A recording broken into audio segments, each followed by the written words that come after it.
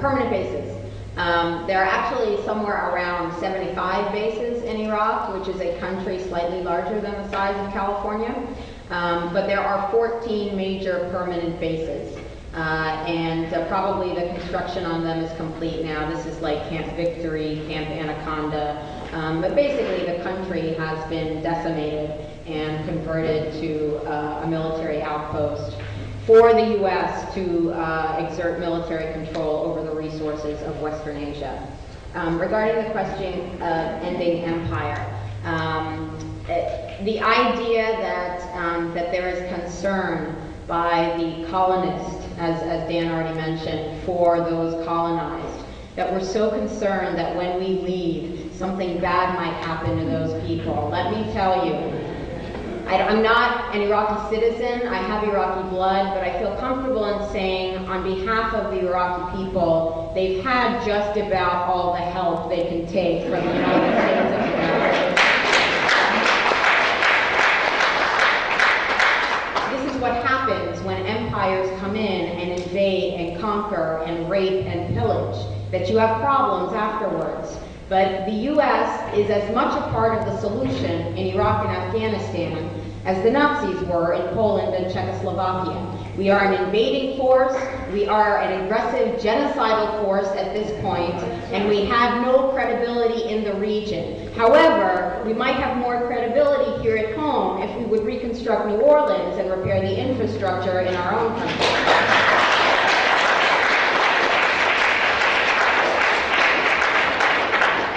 And I'll just make the point that it's often mentioned today, the brutality of the regime of Saddam Hussein.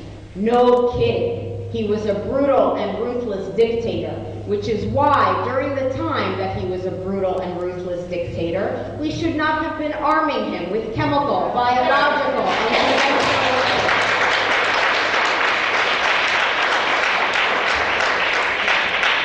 We invaded illegally, we destroyed the infrastructure, we dissolved civil society, there's a power vacuum, we executed the only recognized government, and now we're wondering why it's chaos there. We have to pull out, like after we stabbed Iraq in the back, you gotta pull out the foreign body before healing can begin. And we have to effect immediate unconditional withdrawal. In theory, we have a democracy in this country, but when Congress people are dependent on corporate lobbyists to fund their re-election campaigns,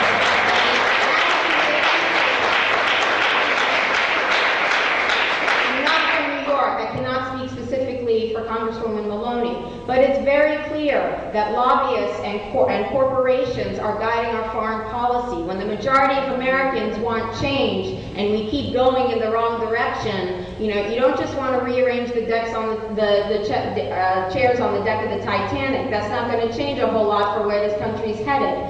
With Obama and Clinton, at least McCain gave us a timetable of 100 years. Obama and Clinton, I'm saying, yeah, it looks a little bit better, but the reality is that they want to maintain troops to defend the embassy and to defeat Al-Qaeda. Who is Al-Qaeda? Anyone who attacks illegally invaded American soldiers, which means that will go on forever.